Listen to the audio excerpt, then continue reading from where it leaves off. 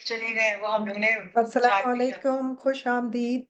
और साल का पहला हमारा फेसबुक लाइव सेशन है शोबा अमराज जिल्द, आगा खान यूनिवर्सिटी हॉस्पिटल। मेरा नाम डॉक्टर सादिया तबस्सुम है और मैं माहिर अमराज जिल्द, शोबा जिल्द और बाल और नाखून से मुंसलिक हूँ आगा खान यूनिवर्सिटी हॉस्पिटल में।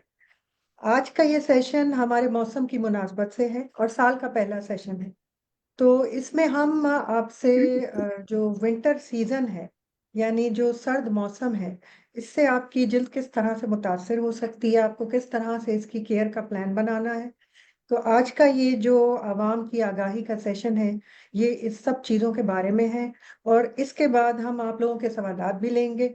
जो भी आप लोगों की कंसर्न्स हैं, सवाल हैं, वो हम इसके बाद लेंगे और बहुत से सवालों के जवाब आपको हमारे सेशन के दौरान ही मिल जाएंगे।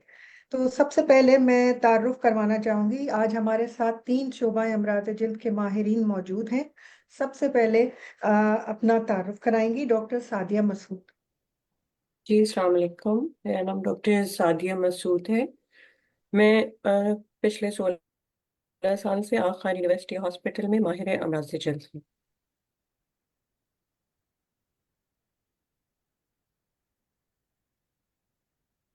डॉक्टर शाहीन नवीद। अस्सलामुअलैकुम। Thank you doctor Sadia Tabassum. मेरा नाम डॉक्टर शाहीन नवीद है, जैसे डॉक्टर सादिया ने बताया, और मैं यहाँ आगा खान यूनिवर्सिटी हॉस्पिटल में डिपार्टमेंट ऑफ डर्मेटोलॉजी के साथ मुंसलिक हूँ। Doctor annum Ashraf. अस्सलाम वालेकुम। जैसे डॉक्टर सादिया ने बताया, मैं डॉक्टर एरम अशरफ हूँ और मैं आगा खान यूनिवर्सिटी अस्पताल में शोबाए जिल्द से मुंसलिक हूँ। बहुत शुक्रिया। अब हम अपने प्रोग्राम का बाकायदा आगाज करते हैं और सबसे पहला सवाल मेरा डॉक्टर सादिया मसूद से होगा कि सर्द मौसम, यानी ये जो विंटर सीजन चल रहा है, ये हमारी जिल्द को किस तरह मुतासिर कर सकता है और क्या इसमें डाइट का कोई रोल है, यानी खाने पीने से क्या इस मौसम में हम अपनी जिल्द को बरकरार रख सकते हैं या क्या तब्दीली लानी चाहिए। Thank you. तो आपका पहला सवाल ये है कि हम विंटर सीजन हमारी जल्द को कैसे मुतासर करता है जी और बिल्कुल। हमारी जल्द में क्या तब्दीलियां आती हैं जी। सर्दी के मौसम में, क्योंकि बहुत कॉमन है और इसका जानना बहुत ज़रूरी है। तो हर मौसम हमारी जल्द को डिफरेंट तरीके से मुतासिर कर रहा होता है, क्योंकि ठंडी हवा चलती है जो बहुत सर्द हवाएं होती हैं, उसकी वजह से स्किन बहुत ज़्यादा ड्राई हो जाती है। इसके अलावा बहुत बहुत सारे और फैक्टर्स हैं जो हमारी स्किन को ड्राई कर सकते हैं।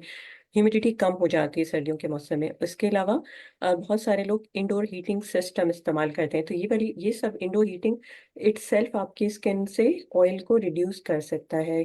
और नेचुरली सर्दी के मौसम में हमारा स्किन का ऑयल वैसे ही कम हो जाता है, और ये सारे फैक्टर हमारी स्किन की ऑयल कम करते हैं, स्किन से मॉइस्चर को कम कर देते हैं। और इन सारे फैक्टर्स की वजह से स्किन का जो नेचुरल बैरियर फंक्शन है, जो हमारा हिफाजती निज़ाम होता है जो स्किन को कंट्रोल करता है, वो मुतासर हो जाता है और आपका मॉइस्चर लॉस हो जाता है। तो ये सारी चीज़ें, इस सब का ख्याल रखना ज़रूरी है कि आपकी ठंडी हवा, मॉइस्चर कम होना, ह्यूमिडिटी का कम होना, इंडोर हीटिंग सिस्टम, और इसके अलावा जो हमारा ये सब चीज़ें हमारे स्किन को कमज़ोर कर देती हैं। दूसरा आपने सवाल किया कि खाने पीने का क्या ताल्लुक है, तो डायरेक्ट बहुत ताल्लुक नहीं होता, कि जैसे एक मिथ होती है कि आप बहुत पानी पिए तो आपकी स्किन हाइड्रेट हो जाएगी। तो डाइट का इतना अफेक्ट है, लेकिन उसमें आपको ये करना होता है कि जैसे आप एंटीऑक्सीडेंट ले सकते हैं, फैट्स ले सकते हैं, लेकिन सबसे इम्पोर्टेंट रोल जो हमारा है वो हमारा मॉइस्चर, स्किन को हम कितना अच्छा मॉइस्चर करते हैं, वो इम्पोर्टेंट है हमारे लिए। बहुत शुक्रिया डॉक्टर सादिया, ये बड़ी इंपॉर्टेंट चीज़ें थी सारी जो लोगों को पता होना चाहिए। अच्छा, अब मैं डॉक्टर शाहीन से कहूँगी कि वो हमें पहले तो ये बताइए कि क्या एक्जिमा और सोराइसिस जड़ से ख़त्म हो सकती है, क्या ये क्यूरेबल बीमारियां हैं। और सेकेंडली, यानी दूसरा सवाल आपसे ये होगा कि क्या सर्द मौसम में ये बीमारियां बेहतर हो जाती हैं या खराब हो जाती हैं, और ऐसे लोगों को, ऐसे मरीजों को जिनको पहले से जल्दी बीमारियां हैं, उनको सर्दियों में अपनी जिल्द की हिफाजत के लिए क्या इकदामात करने चाहिए। Thank you so much doctor Sadia. बहुत इम्पोर्टेंट सवाल जो आपने पूछे मुझसे, और बहुत इम्पोर्टेंट है लोगों के लिए भी ये जानना कि एक्जिमा और सोराइसिस ऐसी बीमारियां हैं जिनका दायमी इलाज तकरीबन जो है बिल्कुल नहीं हो सकता। लेकिन इन बीमारियों को मुख्तलिफ तरीके ऐसे हैं जिसके ज़रिए से थोड़ा कंट्रोल में रखा जा सकता है, जिसमें सबसे इम्पोर्टेंट तो ये है कि जो भी डर्मेटोलॉजिस्ट को जिसको आप दिखा रहे हैं, उनकी तजवीज़ करदा दवाइयों का सही तरीके से इस्तेमाल किया जाए। जैसे कि हम अपने पेशेंट्स को जो एक्जिमा और सोराइसिस के मरीज़ हैं, कुछ टॉपिकल स्टेरॉइड्स वगैरह लगाने के लिए देते हैं। तो जब भी उनका जिल्द पे निशान आए तो वो इस दवाई का इस्तेमाल करें, लेकिन जिल्द के डॉक्टर के मशवरे के साथ। इसके अलावा अपनी स्किन को जो सबसे इम्पोर्टेंट चीज़ जो हम हर मरीज़ को बता रहे होते हैं कि अपनी स्किन को उन्होंने स्पेशली विंटर्स के अंदर बहुत ज़्यादा, वैसे भी, और विंटर्स के अंदर अपनी स्किन को बहुत ज़्यादा मॉइस्ट करके रखना होता है। और मॉइस्चराइजिंग लोशन जो हैवी बेस्ड लोशंस होते हैं, और अगर यूरिया कंटेनिंग हो तो वो ज़्यादा अच्छा है ज़्यादा ड्राई स्किन के लिए। उसका मल्टीपल टाइम उनको यूज़ करना होता है, और ज़्यादा इफ़ेक्टिव हम मरीज़ों को कहते हैं कि जब उनकी वेट बॉडी हो तो ज़रूर लगा लें, क्योंकि उससे उनकी एब्ज़ॉर्प्शन जो है काफ़ी हद तक बेहतर हो जाती है। इसके अलावा सोराइसिस के हमारे पास कुछ आगा खान में जो अवेलेबल थेरेपीज़ हैं, उसके अंदर हमारे पास जो है फोटोथेरेपी एक हमारे पास तरीका इलाज है आगा खान में मौजूद, जो हम सोराइसिस वाले मरीज़ों को तजवीज़ कर सकते हैं, जिससे कि उनको फ़ायदा होता है। दूसरी चीज़ ये है कि जैसे आपने पूछा मुझसे कि सर्दियों में बीमारियाँ ज़्यादा ख़राब हो जाती हैं, तो सोराइसिस का तो ये है क्योंकि ये एक ड्राई स्किन कंडीशन है, तो सर्दियों में यूजुअली यही होता है कि और ज़्यादा ड्राई हो जाती है बिकॉज़ ऑफ ड्राई वेदर, और ह्यूमिडिटी भी कम हो जाती है एयर में, तो उसकी वज़ह से ज़्यादा ड्राइनेस होती है। तो उसके अकॉर्डिंगली इनको लोशंस वग़ैरह इस्तेमाल करने होते हैं। और कुछ एक्ज़िमास ऐसे हैं जो गर्मियों में ख़राब होते हैं, और कुछ ऐसे हैं कि जो सर्दियों में ख़राब होते हैं। तो ये है कि जो उसके लिए भी हमें बताना होता है कि मॉइस्चराइजिंग लोशन का इस्तेमाल करें। दूसरी कुछ ऐसी चीज़ें होती हैं जो इनकी इस कंडीशन को एग्रीवेट कर देती हैं, जिसके अंदर खुराक में कुछ चीज़ें हो सकती हैं जो हम मरीज़ों को कहते हैं कि अगर उनको किसी खुराक से हो रहा है तो वो अवॉइड करें। सीज़नल वेरिएशन होंगी, कपड़ों में इस्तेमाल में हम मरीज़ों को कहते हैं कि वूल वाली चीज़ें कम इस्तेमाल करें। उसके अलावा स्ट्रेस बहुत एक एग्रीवेटिंग फैक्टर है, उसके लिए हम मरीज़ों को कहते हैं कि किसी भी तरीके से योगा या मेडिटेशन, या फिर ये कि अगर बहुत ज़्यादा हो तो किसी दवाई के इस्तेमाल से इसको कंट्रोल करें। शुक्रिया। जी, बहुत शुक्रिया, बड़ी मुफ़ीद मालूमात फ़राहम की आपने। अच्छा, अब मेरा सवाल है डॉक्टर इरम से। डॉक्टर इरम, आप आवाम की आगाही के लिए और हम सब के लिए ये ज़रूर बताइए कि सर्दियों में स्किन का फट जाना और बहुत ज़्यादा खुश्क हो जाना, जिससे लोगों के आम तौर पे लिप्स क्रैक हो जाते हैं, हील्स क्रैक हो जाती हैं और एक विंटर बर्न की सी कैफ़ियत हो जाती है और स्किन लाल भी हो जाती है और ख़ारिश भी होने लगती है। तो इन सब चीज़ों से बचने के लिए और जब ये चीज़ें हो जाएँ, तो उनको किस तरह से मैनेज करना चाहिए? इस बारे में कुछ आप हमारी आवाम को बताइए। शुक्रिया डॉक्टर सादिया। जैसे हम जानते हैं कि जल्द हमारे पूरी बॉडी का सबसे बड़ा ऑर्गन है, ठीक है? जो हमारे आसपास की आबो हवा में अ, जब तब्दीली आती है, मौसम में तब्दीली आती है, तो सबसे पहले हमारी जल्द को इफ़ेक्ट करती है, क्योंकि सबसे पहला बैरियर हमारे लिए हमारी जल्द है। जब सर्दियों में हवा में तब्दीली आती है, जैसे डॉक्टर सादिया मसूद ने बताया कि नमी कम हो जाती है, तो ऐसी खुश्क ठंडी हवा जिसमें नमी नहीं है, वो जिस सतह से भी टकराती है, वहाँ से वो नमी खींचने की कोशिश करती है। तो इसी वजह से हमारी जल्द मज़ीद जो है खुश्क हो जाती है, उसमें क्रैकिंग होती है, सोज़िश आनी शुरू हो जाती है। तो ये मसले उस वक़्त ज़्यादा होते हैं जब हम मौसम की तब्दीली के लिए पहले से खुद तैयार नहीं होते। बजाय इसके कि आपकी जल्द पहले ही इफ़ेक्ट हो जाए, उसके बाद आप अपनी स्किन केयर शुरू करें, तो बेहतर है कि आप अपनी जब मौसम में तब्दीली आनी शुरू हो जाती है, तो आप कुछ जो ज़रूरी चीज़ें हैं, उस पे अमल करना शुरू कर दें। वो क्या हैं कि एक चीज़ है हाइड्रेशन, एक है मॉइस्चराइज़ेशन। लोग इसमें बहुत कन्फ्यूज़ रहते हैं। एक चीज़ दूसरे का निमल-बदल बिल्कुल भी नहीं है।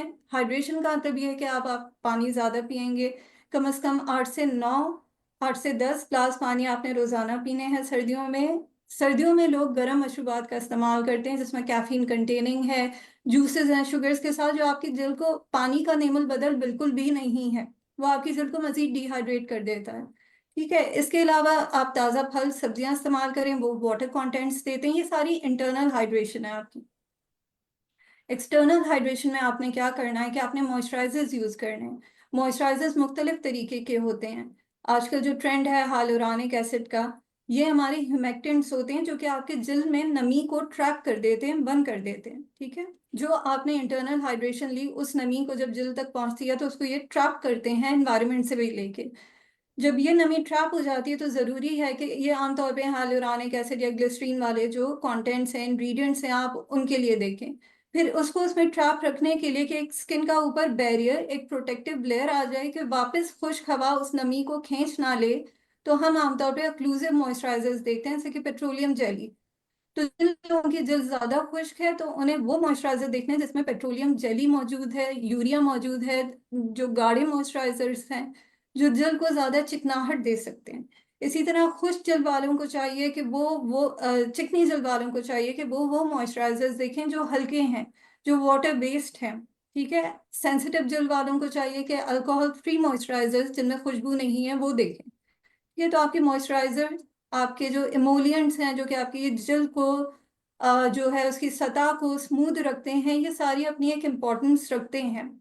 एक और इम्पोर्टेंट बात मैं कहूँगी कि जो हम ये खुश्की के असरात तो देखते हैं, लेकिन हम ये भी देखते हैं कि जो नॉर्दर्न एरियाज में लोग रह रहे हैं जहाँ बहुत ज़्यादा ठंड है, ये एजिंग प्रोसेस को भी इंक्रीज कर देती है जल्द की खुश्की। अगर आप वक्त के साथ साथ अपनी जल्द को मॉइस्चराइज नहीं करें तो आपने देखा होगा कि इन इलाके के लोगों में जल्दी झुर्रियां पड़ना शुरू हो जाती हैं, फाइन लाइंस आना शुरू हो जाती हैं।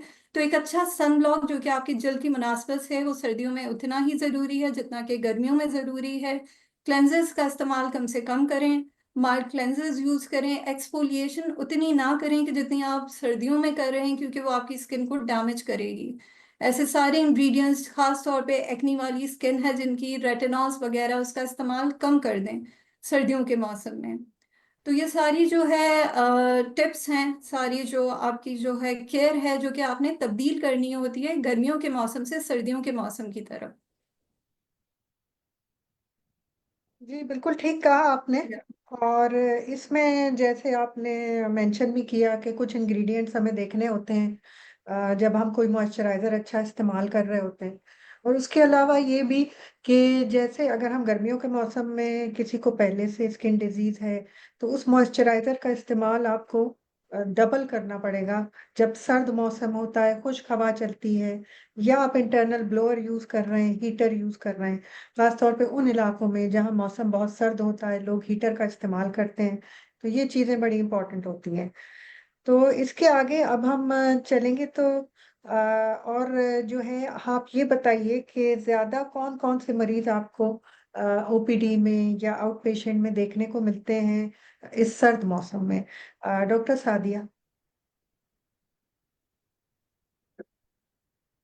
सबसे ज्यादा जो कॉमन हम देखते हैं वो हम एटोपिक एक्जिमा देखते हैं। एटोपिक एक्जिमा एक तरह का स्किन की बीमारी है। एक्जिमा की एक टाइप होती है जो सर्दियों से बढ़ जाती है, बिकॉज कि जब बहुत ज़्यादा ड्राई वेदर होता है तो एक्जिमा ज़्यादा हो जाता है। तो सबसे ज़्यादा जो बच्चों में और ख़ास तौर पे बच्चे जो हमारे पास आते हैं उनमें ये स्किन की बीमारी बढ़ जाती है।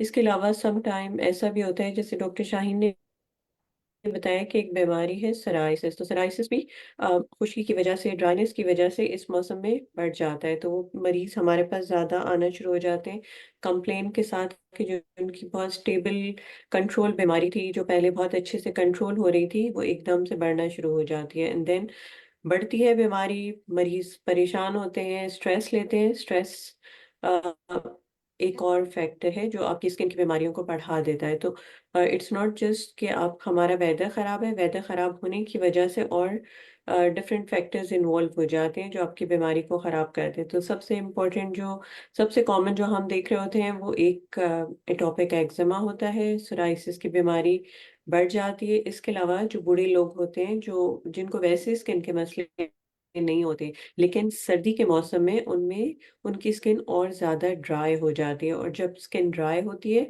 तो फिर उसकी वजह से वो बहुत ज़्यादा इच करना शुरू हो जाते हैं। ख़ारिश करने की वजह से स्किन और क्रैक होती जाती है। तो ओल्ड एज में तो इट्स वेरी कॉमन कि वैसे ही उनकी स्किन का मॉइस्चर कम होता है, लेकिन सर्दी की वजह से, ड्राइनेस की वजह से और मॉइस्चर कम होता है। और उसके बाद वो क्योंकि इतना कंटिन्यूअसली स्क्रैच करते रहते हैं तो उससे उनकी स्किन में और ज़्यादा प्रॉब्लम आ जाती है। तो फॉर ओल्ड एज ये बहुत ज़रूरी है कि वो बहुत अच्छे से मॉइस्चर करें, और मॉइस्चराइज़र भी उनके लिए थिक मॉइस्चराइज़र ज़रूरी है कि दिन में 2 से 3 दफ़ा मॉइस्चराइज़ करना ज़रूरी है। तो जो हमारे पास कॉमनली हम मरीज़ देखते हैं, बच्चे आते हैं एटोपिक एक्जिमा के साथ, और जो मैंने बताया कि हर एज के लोग, स्पेशली जो बुजुर्ग हैं, उनके लिए वो बहुत कॉमनली आते हैं कि हमें बहुत खारिश हो रही है। तो इट्स नॉट जस्ट कि वो खारिश नहीं होती, उनकी स्किन खुश्क होती है, खुश्की की वजह से वो बहुत ज़्यादा इचिंग, उनको इचिंग फील होती है। तो ये वाली चीज़ें जो हम कॉमनली देखते हैं अपने क्लिनिक्स में। और जैसे डॉक्टर एरम ने बताया कि एक्नी वाले जो मरीज हैं, अगर एक्नी वाले मरीज को आप कोई रेटिनॉइड की क्रीम देते हैं, रेटिनॉइड ऑलरेडी हमारी स्किन को बहुत ड्राई कर देता है। तो वही पेशेंट जो एक्नी के साथ थे, स्टेबल एक्नी थी, लेकिन वेदर की वजह से या समटाइम जो उनको हम फेस वॉश देते हैं वो भी स्किन को ड्राई करता है, तो वो आपके पास दोबारा से हमारे पास आते हैं कि हमारी स्किन तो ठीक थी लेकिन अब इतनी क्रैक हो रही है, फ्लेकी हो रही है, और वही दवाइयाँ पे काम नहीं कर रही होती। तो ये वाले कुछ मरीज़ हैं जो बहुत कॉमनली आते हैं हमारे पास। जी, बिल्कुल ठीक कहा आपने। अच्छा, डॉक्टर शाहीन, अक्सर लोग ये सोचते हैं कि सर्दियों के मौसम में सनस्क्रीन इस्तेमाल करने की ज़रूरत नहीं होती।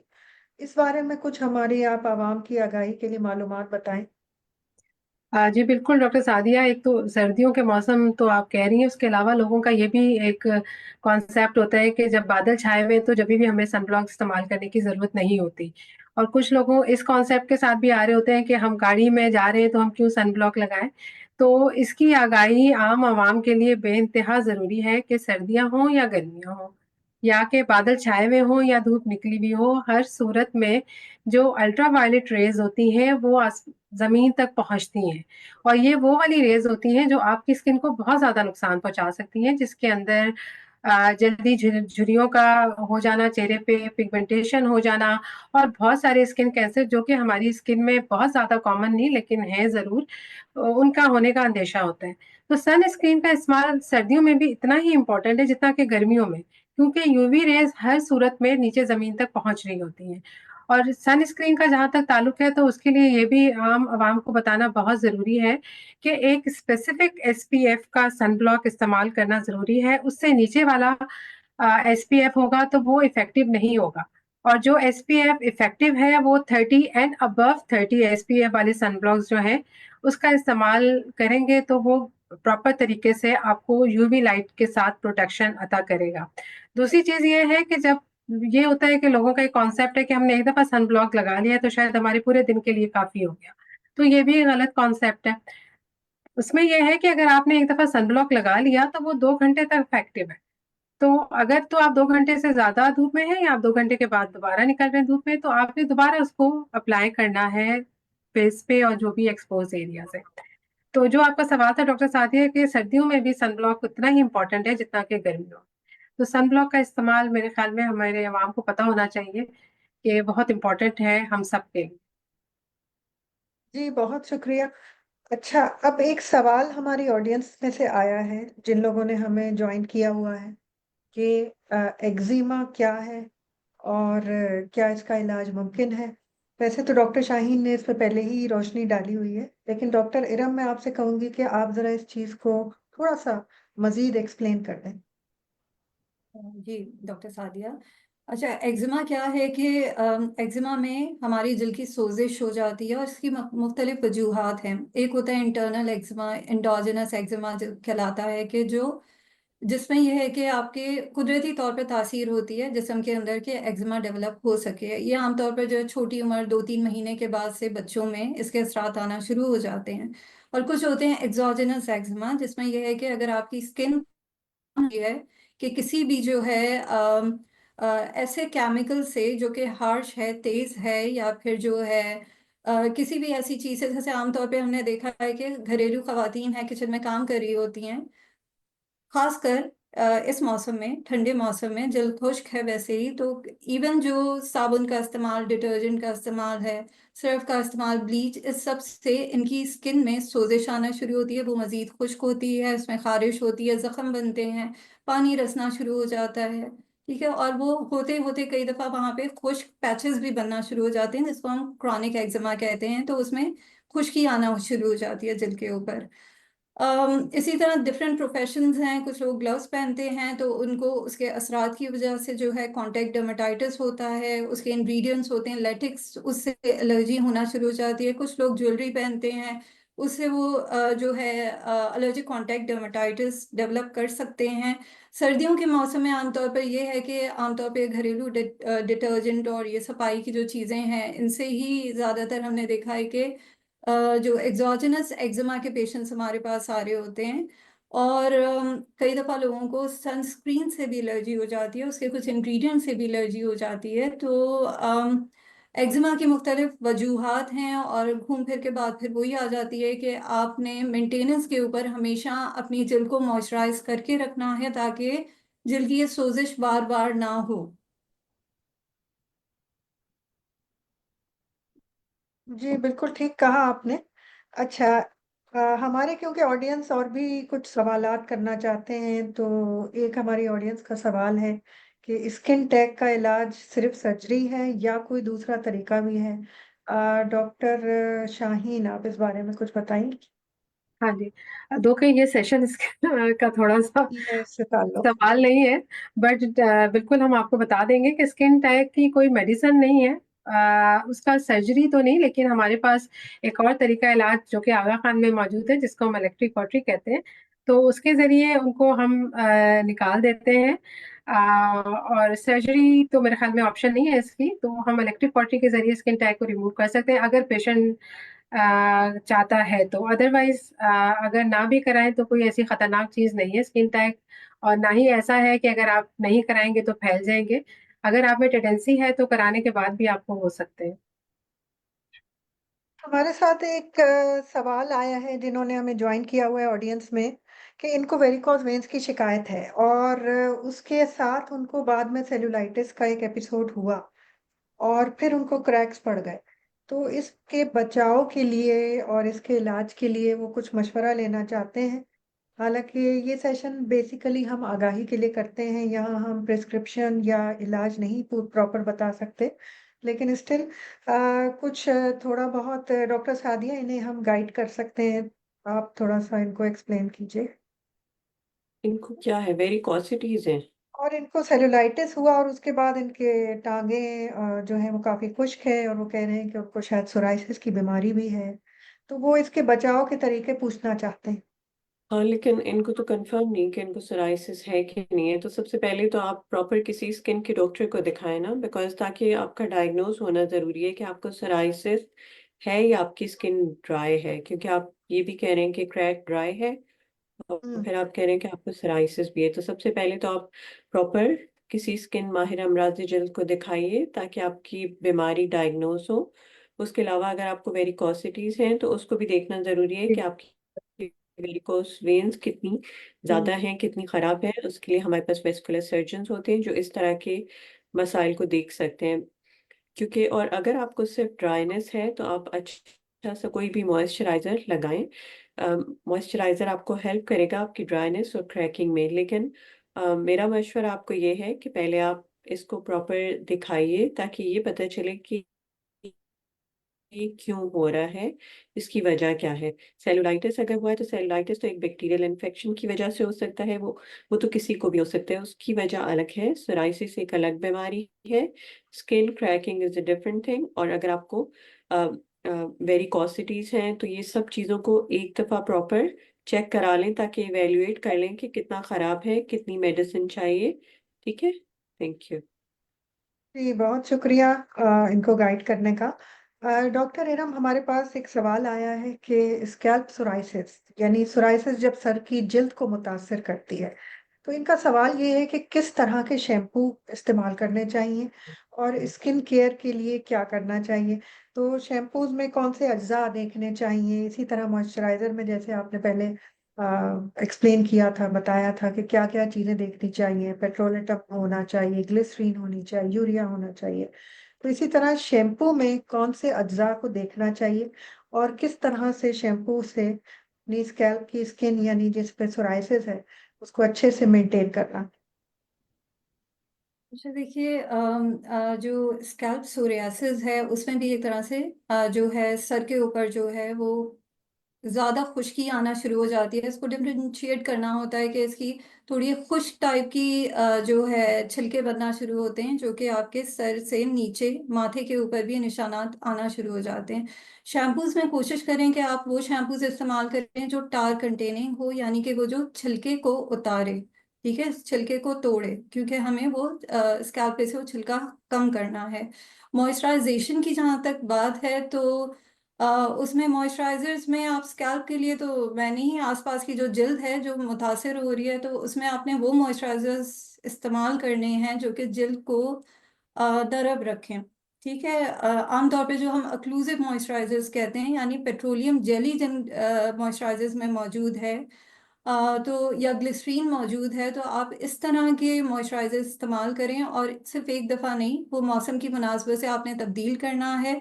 सर्दियों में कोशिश करें कि बहुत ज़्यादा अपने सर को रेगुलरली डेली ना धोएं, बहुत तेज़ गर्म पानी से ना धोएं, क्योंकि एक गलत तरीका ये भी है कि लोग ये समझते हैं कि छिलका उतारने के लिए स्कैल्प से ज़रूरी है कि रोज़ाना सर को तेज़ गर्म पानी से ज़्यादा देर तक धोया जाए। अगर आप ऐसा करेंगे तो वो आपकी स्किन मजीद जो है ड्राई हो जाएगी। जैसे हमारे जिस्म की बाकी स्किन अफेक्ट होती है, स्कैल्प की स्किन भी उतनी ही सेंसिटिव होती है। ठीक है, बॉडी के लिए अच्छा, और बहुत लंबे शावर्स ना लें, कोशिश करें कि नीम गर्म पानी आप इस्तेमाल करें। बॉडी अगर आप धो रहे हैं, बॉडी भी इफेक्टेड है आपकी, तो नीम गर्म पानी बाल्टी में लेके बजाय शावर के उसमें ओलिव ऑयल के कुछ कतरे डाल के, ताकि आपकी जल्द नम रहे, तो उससे आप शावर लें, और फौरन नहाने के बाद हल्के गीले जिस्म पे मॉइस्चराइजर लगा दें, खास तौर पे आपकी जो चेहरे की जिल्द है, जो स्कैल्प के आसपास जो इफेक्ट हो रही है। जी, बिल्कुल सही कहा आपने। हमारे एक व्यूअर का सवाल आया है कि इनके बच्चे के चेहरे पे वॉट्स हैं और एक बिल्कुल आंख के नीचे है और एक माथे के ऊपर है। तो मैं इनको यही कहना चाहूंगी, वैसे तो हमारा ये सेशन सर्द मौसम के हवाले से है, लेकिन वॉट एक वायरल इन्फेक्शन है और आपको फौरी तौर पे किसी माहिर अमराज जिल्द से मशवरा करना चाहिए। और वार्ड्स का आमतौर पे ट्रीटमेंट प्रोसीजरल होता है और उसमें या तो क्रायोथेरेपी, इलेक्ट्रिक कॉटरी, इस तरह के मेथड्स होते हैं जो आपके स्किन स्पेशलिस्ट माहिर अमराज जिल्द आपको मशवरा देंगे और अपॉइंटमेंट के बाद उसका इलाज करेंगे। यानी ये एक प्रोसीजर करवाना आपको ज़रूरी होता है। अब हमारे पास सवाल आया है सिबोरिक डर्मेटाइटिस के हवाले से। तो उन्होंने ये पूछा है कि कौन सा मॉइस्चराइजर इनको इस्तेमाल करना चाहिए। तो डॉक्टर शाहीन, इस बारे में आप कुछ इनको गाइड करेंगी? अच्छा, सिबोरिक डर्मेटाइटिस का पता नहीं इन्होंने आपको साइट्स कुछ बताई या नहीं बताई, क्योंकि सिबोरिक नहीं, इन्होंने डर्मेटाइटिस। सिर्फ ये लिखा हुआ है कि सिबोरिक डर्मेटाइटिस का कोई मॉइस्चराइजर बताइए। हाँ, लेकिन उन्होंने डायग्नोज कैसे हुआ उनका सिबोरिक डर्मेटाइटिस, किसी को दिखाया है इन्होंने? क्योंकि किसी डर्मेटोलॉजिस्ट को, क्योंकि सिबोरिक डर्मेटाइटिस जो है वो मुख्तलिफ जगह को इन्वॉल्व कर सकता है। जैसे सर को में खुश्की के साथ आ सकता है, फेस पे खुश्की के साथ साथ आ सकता है, और जिल्द के फोल्ड में खुश्की के साथ आ सकता है। तो जहां तक कि मॉइस्चराइजिंग लोशन की बात कर रहे हैं, तो वही वाले मॉइस्चराइजिंग लोशन, जैसे कि डॉक्टर इरम ने बताया, कि जो सेरामिड कंटेनिंग हो, जो हाइलुरोनिक एसिड कंटेनिंग हो, जो पेट्रोलेटम कंटेनिंग हो, और जिसमें ग्लिसरीन वगैरह हो, इस सारे ग्रेडिएंट इंग्रेडिएंट वाले जो लोशंस मार्केट में आते हैं, या जो कि मेडिकेटेड लोशंस आते हैं, तो उन्हीं का इस्तेमाल करें ज़्यादातर। जी। आ, एक और सवाल आया है हमारे पास कि सर्दियों में इनकी स्किन बहुत ज्यादा ड्राई हो जाती है और छिलके उतरने शुरू हो जाते हैं, जो कि क्यूटिकल्स यानी कि नेल के अराउंड जो स्किन होती है उसके भी छिलके उतरने शुरू हो जाते हैं और फिर वो तकलीफ देने लगते हैं। इसी तरह क्रैक्ड स्किन होती है, लेकिन जब ये मेडिकेटेड सोप्स इस्तेमाल करते हैं तो ये बढ़ जाता है इनका मसला। और साथ में इन्होंने ये भी कहा है कि बाद दफा अब इनको अपने कपड़ों से इरिटेशन और तकलीफ शुरू हो जाती है उनके अंदर डिटर्जेंट रह जाने की वजह से। सो इन सारे मसलों का इन्होंने कोई हल पूछा हुआ है हमारे माहिर अमराज जिल्द से। तो डॉक्टर सादिया, इनको आप थोड़ा-सा गाइड करेंगी कि इन्हें क्या प्रिकॉशंस और प्रिवेंटिव मेजर करने चाहिए? उनको सर्दी के मौसम में होता है ये, क्रैक्स हो जी, जी, जाते हैं। इन्होंने ये कहा है। जी, बिल्कुल। और तो सर्दियों में तो जैसे अगर स्किन ड्राई है तो ड्राइनेस की वजह से क्रैक्स और फिशेस हो जाते हैं स्किन पे। तो इसके लिए देखना पड़ेगा कि इनको क्यों हो रहा है। सबसे पहले जैसे अभी हमने जो चीज़ें डिस्कस की हैं उन सब चीज़ों से एहतियात ज़रूरी है। तो द फर्स्ट पहली इम्पॉर्टेंट चीज़ ये है कि बहुत ज़्यादा गर्म पानी से शावर नहीं लेने। शावर अगर ज़्यादा हम गर्म पानी से बहुत तेज़ पानी से शावर लेंगे तो हमारी स्किन का मॉइस्चर और स्किन का जो फंक्शन बैरियर प्रोटेक्टिव लेयर होती है वो ख़राब हो जाती है। उसकी वजह से क्रैक्स हो जाते हैं स्किन में, स्किन ड्राई हो जाती है। दूसरा रेगुलर मॉइस्चर और दूसरा शावर भी बहुत लॉन्ग शावर्स नहीं होने चाहिए, कम ज़्यादा टाइम का नहीं होगा, ठीक है? उसके अलावा जो अभी हमने डिस्कस किया कि आपने रेगुलर मॉइस्चराइज़ करना है। इवन आफ्टर बाथ अगर आप नहा रहे हैं, थोड़ी-सी बॉडी अगर वेट है तो उसी वक़्त अपनी बॉडी को मॉइस्चराइज़ करें। नॉन फ्रेग्रेंट मॉइस्चराइज़र यूज़ करें, सेरामाइड हो या ग्लिसरीन या इस कंटेनिंग मॉइस्चराइज़र यूज़ करें और रेगुलर बहुत अच्छे से मॉइस्चराइज़ करेंगे तो जो क्रैक्स और बार-बार क्रैक्स और फिशेस हो रहे हैं वो बहुत हद तक बेहतर हो जाते हैं। इसके अलावा मिक्स फैब्रिक वाले कपड़े अवॉइड करने, क्योंकि समटाइम अगर मिक्स फैब्रिक हम यूज़ कर रहे हैं या जैसे सर्दी के मौसम में हम वूलन स्टफ यूज़ करते हैं तो उसकी वजह से भी स्किन में और ज़्यादा इरिटेशन हो सकती है। तो आप कोशिश करें कि आप अंडरनीथ जो भी ड्रेस आप पहन रहे हैं वो प्योर कॉटन का हो और इसके अलावा अगर आप ब्लैंकेट्स यूज़ करेंगे तो उसके नीचे एक कॉटन की लाइनिंग लगाएँ, तो ये चीज़ें हेल्प करती हैं। ये सब उस वक़्त है जब आपको सिर्फ़ सिंपल ड्राइनेस हो रही है जो सिर्फ़ सर्दी के मौसम में बढ़ रही है। इसके अलावा कुछ ऐसी कंडीशन भी होती है जिसमें स्किन में छिलके उतरते हैं, बहुत ज़्यादा सीवियर हो जाते हैं, तो उसके लिए फिर सिर्फ़ मॉइस्चराइज़र हेल्प नहीं कर सकते। उसके लिए डॉक्टर को, स्किन के माहिर अमराज-ए-जल्द को दिखाना ज़रूरी है ताकि वो आपको देख के आपकी बीमारी की तशख़ीस करके उसके मुताबिक आपको इलाज फ़राहम करें। लेकिन अगर आपको सिर्फ़ ऐसे मौसम में सिर्फ़ छिलके होते हैं जो बहुत ज़्यादा आपको तकलीफ़ नहीं देते, तो आप कोई भी अच्छा मॉइस्चराइज़र इस्तेमाल करें, तो उम्मीद है कि ये आपका मसला हल हो जाएगा। अम इसके अलावा आपने जैसे मैंने आपको बताया कि शावर बहुत लॉन्ग शावर्स का इस्तेमाल नहीं करना और गर्म पानी, बहुत तेज़ गर्म पानी इस्तेमाल ना करें और कोशिश करें कि फ्रेग्रेंस फ्री मॉइस्चराइज़र हो और सोप लाइट सोप हो, बहुत स्ट्रॉन्ग सोप जिसमें स्ट्रॉन्ग स्मेल होती है, स्ट्रॉन्ग केमिकल्स हैं, वो सब भी अवॉइड करें। तो हमारा अगला सवाल है कि इनके सर में बहुत ज़्यादा खुश्की है, तो कौन-सा मेडिकेटेड शैम्पू इस्तेमाल करना चाहिए ऐसे लोगों को जिनको सर में डैंड्रफ हो? डॉक्टर इरम। देखिए, आमतौर पे एक तो ये है कि जो खुश्की जिसको आप कह रही हैं, पहले तो वो डायग्नोज़ होनी चाहिए कि वो एक आम खुश्की है या फिर वो जल्द की कोई बीमारी है जिसमें जैसे अभी बात हुई थी कि जो है स्कैल्प सोरियासिस भी होती है कि जल की कुछ बीमारियां हैं जो कि सर के ऊपर बड़े छिलके भी बना देती हैं, खुश्क छिलके जो कि कपड़ों के ऊपर गिरते हैं। ठीक है, सेबोरिक डर्मेटाइटिस में आमतौर पर जो खुश्की है वो खुश्क छिलके जो हैं वो चिकने होते हैं, छोटे होते हैं as compare to scalp psoriasis. ठीक है, अब जो है इसमें आप जो शैम्पूज़ यूज़ करते हैं आमतौर पे जो मेडिकेटेड शैम्पूज़ हैं उसमें आप देखें कि अगर ये सैलिसाइलिक एसिड कंटेनिंग जो प्रोडक्ट्स हैं, जिंक कंटेनिंग प्रोडक्ट्स हैं, तो ये थोड़े माइल्ड शैम्पूज़ यूज़ करें, बहुत ज़्यादा हार्श शैम्पूज़ की तरफ ना जाएं। और जो शैम्पूज़ हैं आपके डैंड्रफ के शैम्पू वो इस्तेमाल करने का एक तरीका होता है। आमतौर पर लोग ये गलती करते हैं कि सर धोया, शैम्पू लगाया और फ़ौरन से जो है वापस पानी से धो के बाहर आ गए। तो एटलीस्ट आपने जो है शैम्पू अपने सर के ऊपर कम से कम 10 मिनट लगा के छोड़ना है टू बी इफ़ेक्टिव, और उसके बाद जो है आपने जो है शैम्पू को वॉश करना है। ठीक है, इसी तरह साथ साथ आपने जो है यही है कि तेज़ गर्म पानी अवॉइड करना है, बहुत जो है फ्रीक्वेंट शावर्स नहीं लेने हैं और सबसे पहले इम्पॉर्टेंट बात ये कि आपके लिए ये ज़रूरी है कि आप माहिर अमराज जल्द से पहले तो आप ये डायग्नोज कराएं कि आपके जल्द पे सर के ऊपर खुश्की किस वजह से है। ये सेबोरिक डर्मेटाइटिस है या फिर ये स्कैल्प सोरियासिस है।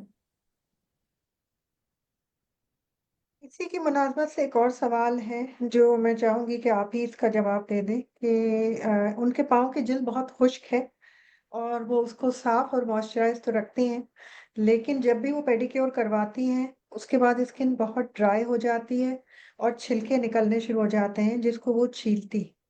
तो इनको अपनी स्किन की केयर के हवाले से क्या बेहतर करना चाहिए?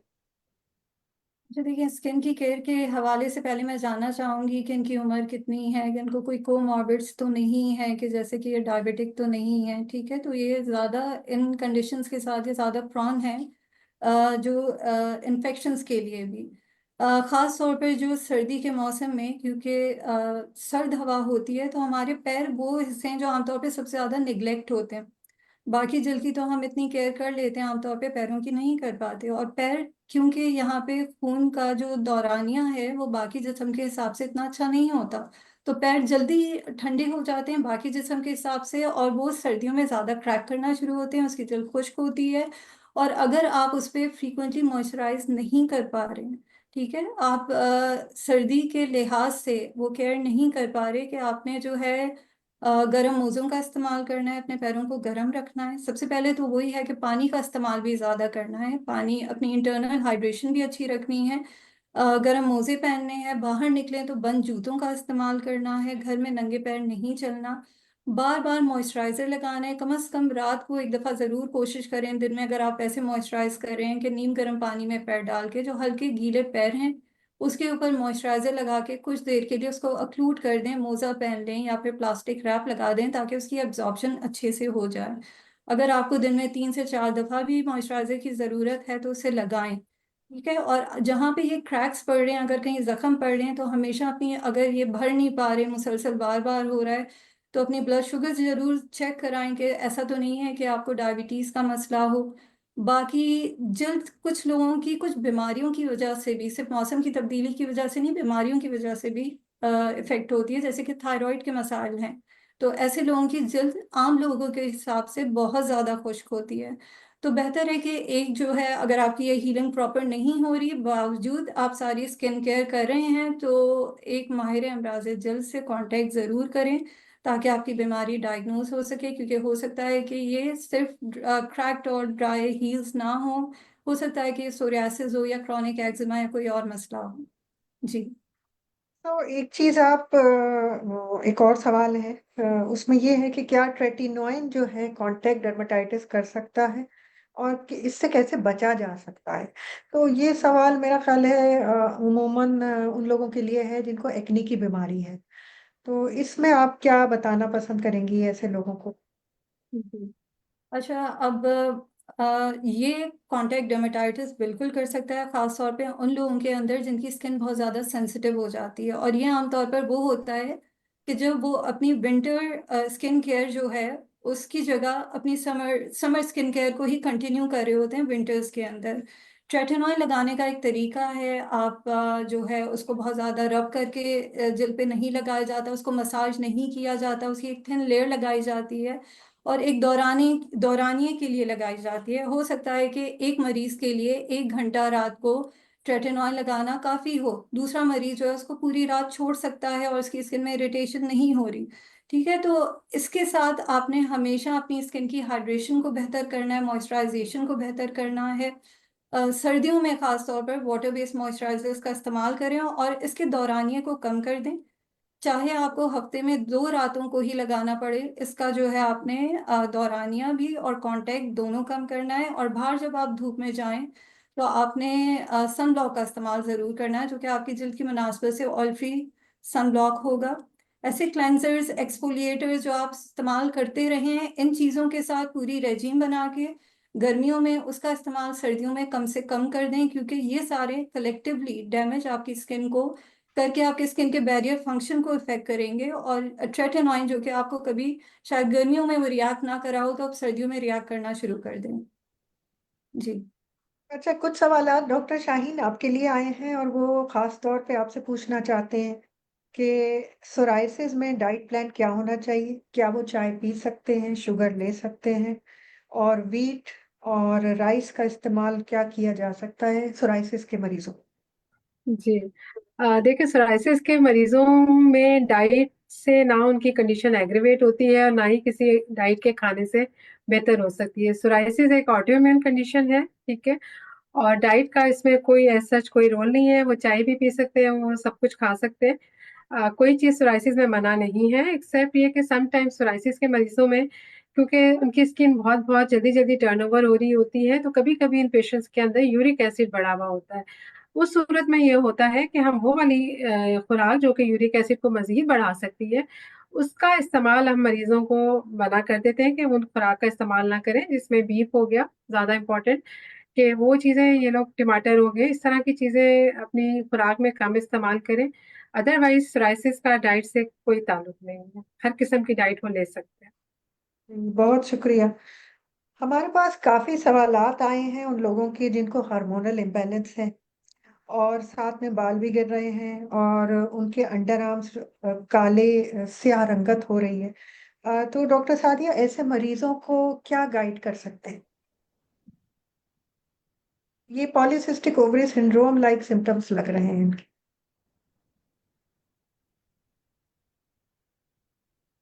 अ, उसमें फिर क्या इनको कोई अगर टेस्ट करवाने चाहिए और आगे किस तरह से इनको अपने इस मसले को लेके चलना चाहिए?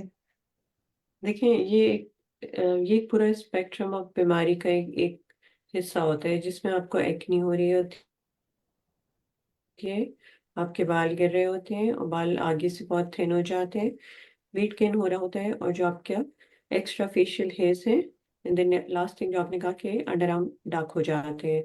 तो this is called polycystic ovarian syndrome. ये एक पूरा स्पेक्ट्रम होता है जिसमें एक दो कुछ भी सिम्टम्स इनिशियली आ सकते हैं। तो इसके लिए प्रॉपर हमारे पास हार्मोनल टेस्ट होते हैं, वो हम हार्मोनल टेस्ट कराते हैं, इसके अलावा अल्ट्रासाउंड कराते हैं और फिर ये देखते हैं कि आपका पॉलीसिस्टिक ओवेरियन सिंड्रोम की वजह से है या ये कोई और वजह से हो रहा है आपको, क्योंकि बाज़ लोगों को वैसे भी फेमिलियल भी हो सकता है, लेकिन इसके लिए सबसे पहले हमें कुछ हार्मोनल टेस्ट कराने ज़रूरी हैं। तो जब हार्मोनल टेस्ट होंगे, डायग्नोज़ हो जाएगा आपके कुछ हार्मोन के लेवल एबनॉर्मल हैं, नॉर्मल हैं, किस तरह के हैं, तो फिर उसके मुताबिक हम ट्रीटमेंट प्लान बना सकते हैं।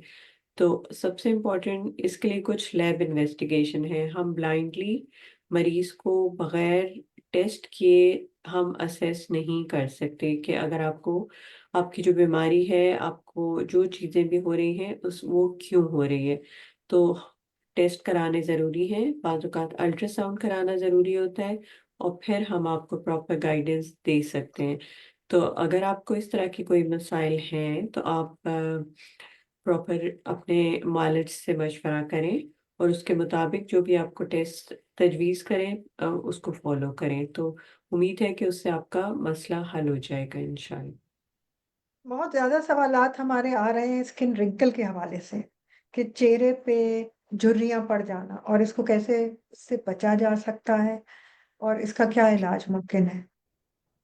डॉक्टर शाहीन। देखिए, चेहरे पे झुर्रियाँ एक तो कुछ लोगों को ज़ाहिर है एज फैक्टर भी होता है, और दूसरा जिनकी बहुत ज़्यादा ड्राई स्किन होती है, उनके अंदर भी अर्ली रिंकलिंग के ज़्यादा चांसेस होते हैं, जिसके लिए इनको शुरू से ही लाइक अर्ली एज से ही चाहिए कि अपनी स्किन को अच्छा-सा मॉइस्ट करके मॉइस्चराइज़िंग लोशन से अच्छा-सा मॉइस्ट करके रखें। और मॉइस्चराइज़िंग लोशन, जैसे कि हमने पहले भी बार-बार ज़िक्र किया, कि hyaluronic containing and ceramide containing lotions का इस्तेमाल रखें, जो उनकी स्किन की नमी को उनके अंदर एब्ज़ॉर्ब करके रखे, रिटेन करके रखे और स्किन को ड्राइनेस से बचाए। दूसरी चीज़ ये है कि अगर बहुत ज़्यादा किसी का सन एक्सपोज़र है, तो वो भी अर्ली रिंकलिंग कर सकता है। तो इसलिए बहुत शुरू एज से सनस्क्रीन का इस्तेमाल करना भी बहुत ज़रूरी है, और ये आगाही हमें ज़रूर देनी चाहिए अपने अवाम को कि बहुत अर्ली एज से, इवन ये कि छोटे बच्चों में भी सनस्क्रीन का इस्तेमाल बहुत इम्पोर्टेंट है। तो सनस्क्रीन का इस्तेमाल अपनी बहुत अर्ली एज से करें। और दूसरा, फिर बहुत सारे अब इनकी कुछ सीरम्स वगैरह आते हैं, वही जैसे हाइलुरोनिक कंटेनिंग सीरम्स हो गए। प्लस अब अगर जो बहुत ज़्यादा आप एडवांस की तरफ जाएँ, तो अब बोटॉक्स और फिलर्स वगैरह हैं, जो इनके प्रोसीजर्स हैं, जो कि आप उनके लिए जा सकती हैं? जी।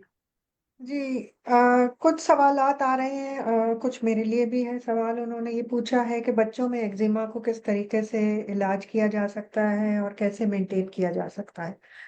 तो एक्जिमा, जैसे डॉक्टर शाहीन ने और डॉक्टर इरम ने वजाहत की है, कि ये एक स्किन की बीमारी है जिसमें स्किन एक नॉर्मल इंसान से ज़्यादा खुश्क होती है। किसी भी मरीज को, चाहे किसी भी उम्र का हो, अगर उसे एक्जिमा की शिकायत है तो मॉइस्चराइजिंग यानी जिल्द को चिकना रखना बहुत ही जरूरी होता है।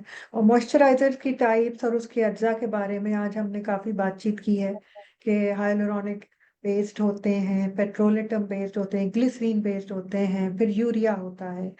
तो ये तमाम चीजें जो है ना, स्किन के मॉइस्चर को यानी नमी को वो बरकरार रखने के लिए बहुत जरूरी है। अब जब हम बच्चों की बात करते हैं, बच्चों में जब एक्जिमा की शिकायत होती है तो एक तो उनको, जब अगर हम एक्यूट फ्लेयर हो रहा होता है, जब जिल्द बहुत ज्यादा सोजिश का शिकार होती है, उस वक्त हम उनको स्टेरॉइड देते हैं, लेकिन वो माइल्ड स्टेरॉइड होते हैं और वो लंबे अरसे इस्तेमाल नहीं करने होते। एक दफा जब स्किन हील हो जाती है तो फिर हम उसको मेंटेन करते हैं। तो बेहतर ये होता है कि मॉइस्चराइजिंग, और सबसे इम्पोर्टेंट चीज़ है कि माहिर अमराज जिल्द से रुजू करें और फॉलो अप पे रहें। अगर कभी स्किन बहुत ज़्यादा ख़राब हो जाती है तो फ़ौरन आप अपने माहिर अमराज जिल्द को विजिट करें, बजाय इसके कि आप घर में रखी हुई स्टेरॉइड क्रीम्स अपने बच्चों पे लगानी शुरू कर दें।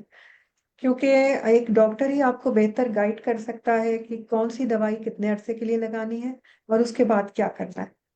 ऐसे बच्चों में बाद दफा हम कुछ ब्लड के टेस्ट भी करवाते हैं, जिसमें एक आईजी लेवल का टेस्ट होता है, और उसके बाद हम कुछ अरसे के लिए उनको कुछ एंटी एलर्जी अद्वियात पे रखते हैं।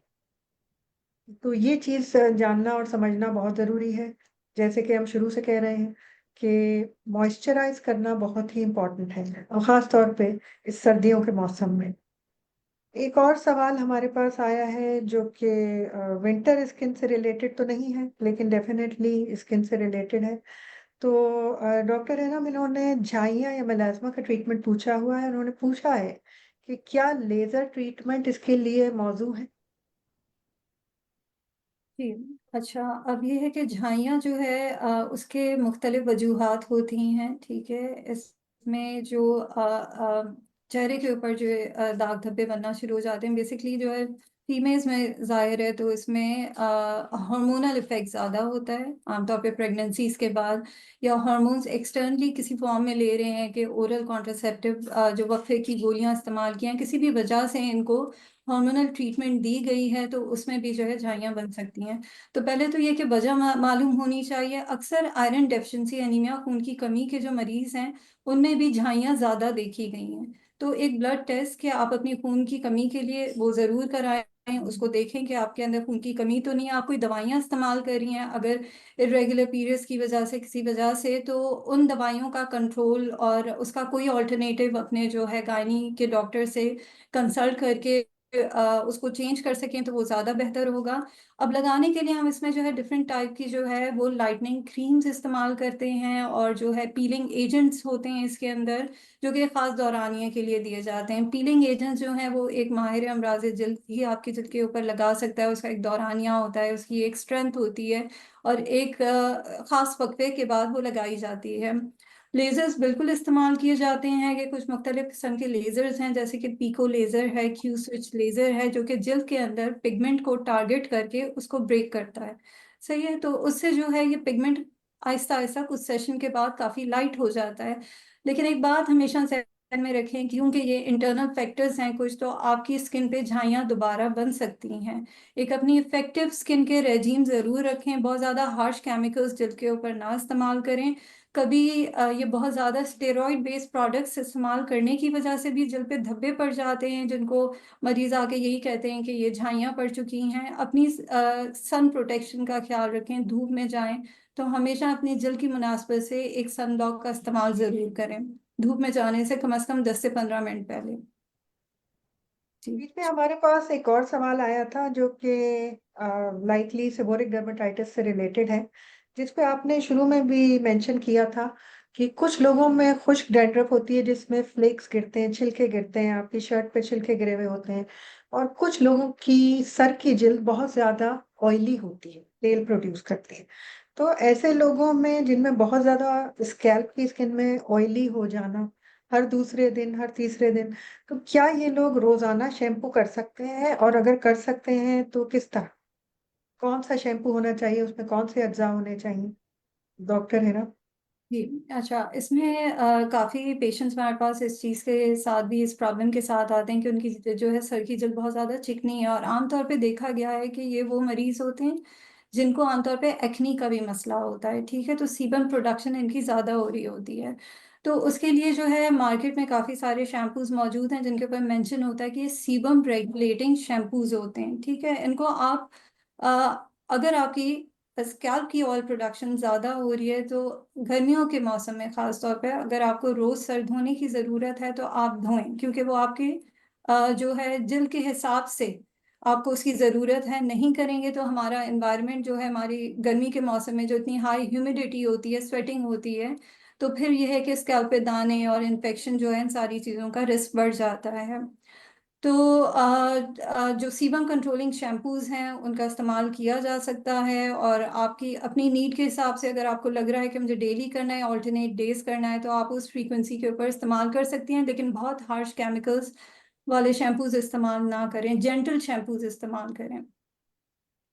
क्योंकि हम अपने प्रोग्राम और अपने सेशन के टाइम के इख्तिताम की तरफ जा रहे हैं, तो मैं आप सब लोगों से बारी-बारी आज की स्किन केयर टिप पूछना चाहूँगी। सबसे पहले डॉक्टर सादिया मसूद, सर्द मौसम में आपकी तरफ से हमारे ऑडियंस और अवाम की आगाही के लिए क्या एक स्किन टिप देना चाहेंगी आप? स्किन की ये सबसे इम्पोर्टेंट टिप तो यही है जो पहले भी हमने डिस्कस किया कि बहुत अच्छे से स्किन को मॉइस्चराइज़ करें और मॉइस्चराइज़र का इस्तेमाल दिन में 2 से 3 दफ़ा करना चाहिए। मॉइस्चराइज़र आप वो इस्तेमाल करें जो नॉन फ्रेग्रेंट हो, जिसमें कोई स्ट्रॉन्ग केमिकल नहीं होते। पेट्रोलियम जेली बहुत फ्रीक्वेंटली इस्तेमाल कर सकते हैं। उसके अलावा और बहुत सारे मॉइस्चराइज़र हैं जिसमें लैनोलेन होता है या ग्लिसरीन है, ये सेरामाइड्स हैं, तो ये सब आप यूज़ करें, बहुत रेगुलरली इस्तेमाल करें, स्पेशली नहाने के बाद आपने इस्तेमाल करना बहुत ज़रूरी है। जी, बहुत शुक्रिया। डॉक्टर शाहीन। जी, इसके अलावा जो डॉक्टर सादिया मसूद ने हमें बताया, उसके अलावा ये कि बहुत ज़्यादा हार्श सोप्स जो हैं उनका इस्तेमाल ना करें। मॉइस्चराइज़िंग सोप्स आते हैं और बहुत सारे लिक्विड सोप्स आते हैं, मॉइस्चराइज़िंग उसका इस्तेमाल करें सर्दियों के मौसम में ख़ास तौर पे। उसके अलावा बहुत ज़्यादा गर्म पानी से नहाने से गुरेज़ करें और बहुत ज़्यादा देर तक नहाने से भी गुरेज़ करें क्योंकि बहुत जितना ज़्यादा गर्म पानी होगा, वो आपकी बॉडी को और मज़ीद ड्राई करेगा, उसकी डिहाइड्रेट करेगा, उसकी हाइड्रेशन को कम करेगा। और दूसरी चीज़ ये है कि सनस्क्रीन का इस्तेमाल बहुत रेगुलर करें। जी, डॉक्टर जी। हेरा।